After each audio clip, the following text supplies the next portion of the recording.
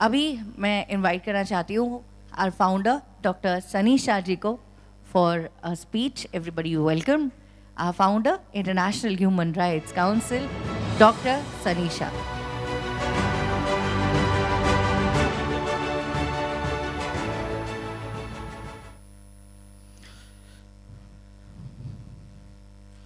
सबसे पहले यहाँ पे आए हुए जितने भी उपस्थित मेंबर्स और जो अतिथिगण आए हैं उन सबका मैं अपनी संस्था की तरफ से आभार व्यक्त करता हूँ कि इतनी दूर कुछ लोग काफ़ी ट्रैवल करके दिक्कतों के साथ यहाँ पे पहुँचे हैं, तो उनका मैं तहे दिल से संस्था की तरफ से आभार व्यक्त करता हूँ. उसके साथ मैं कुछ उपलब्धियाँ, जैसे देखिए काम तो ह्यूमन राइट्स पे हम लोग कर ही रहे, रेगुलरली हम ग्राउंड लेवल पे जाके लोगों की मदद कर रहे हैं, ये सब काम हमारे एक्टिविटी हो ही रही है. लेकिन अब तक जितना मैं कर सकता था अकेले के दम पे, उतना करते हुए मैं इतने सालों में संगठन को यहाँ तक लेके आया हूँ. आज 11 साल में ये प्रोग्रेस है कि पूरे भारत में 36 राज्यों में और अंतर्राष्ट्रीय स्तर पे 4 देशों में हम काम कर रहे हैं. लेकिन अब कहीं कुछ एक ज़रूरत है आप लोगों के साथ की, और वो साथ मिलेगा तो मैं एक मॉडल आपको दिखाना चाहता हूँ जिसकी बुनियाद हमने रख दी है, लेकिन आप लोगों को पता होगा तो आगे जाके आप अपनी टीम्स को बता पाएंगे. सुनील जी, ये हमारा सबसे पहला प्रोजेक्ट है जो गुजरात में बनने जा रहा है, जिसके लिए ऑलरेडी पेपर अलॉट हो गई है और कम्प्लीटली लैंड की प्रोसीजर गुजरात गवर्नमेंट दे रही है हमको लैंड, और एंडिंग प्रोसीजर पे है.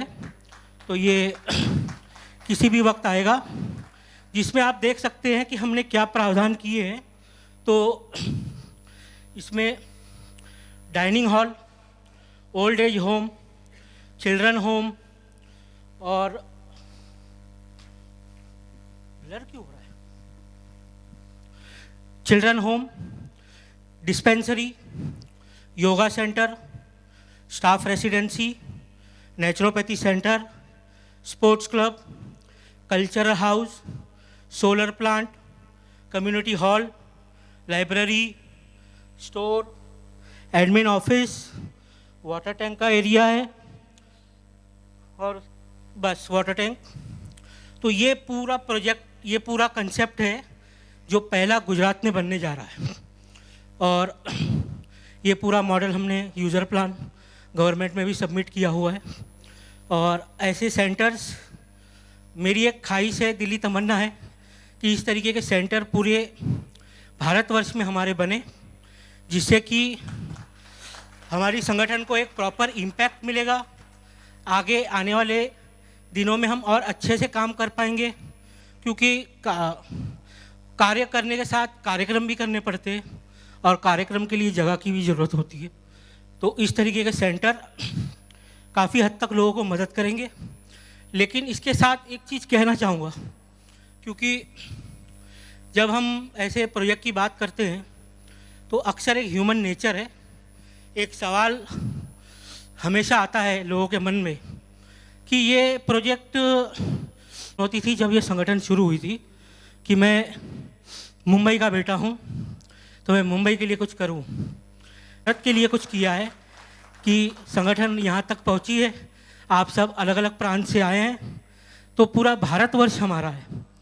तो इसके साथ ये कहना चाहूँगा कि ये मत सोचिए कि ये प्रोजेक्ट गुजरात में, अगर आप कंधे से कंधा मिला के मुझे साथ देंगे तो मैं आपको वादा करता हूँ, क्योंकि इसमें फाइनेंशियल मदद लगेगी और वो आर्थिक मदद आप लोगों के सहकार के बिना नहीं हो सकता. इसलिए कंधे से कंधा मिला के आज आप गुजरात के लिए साथ देंगे, मैं आपको वादा करता हूँ 5 साल के बाद 36 राज्यों में हमारे ये सेंटर तैयार हो. लेकिन ये आपके सहकार के बिना नहीं होगा.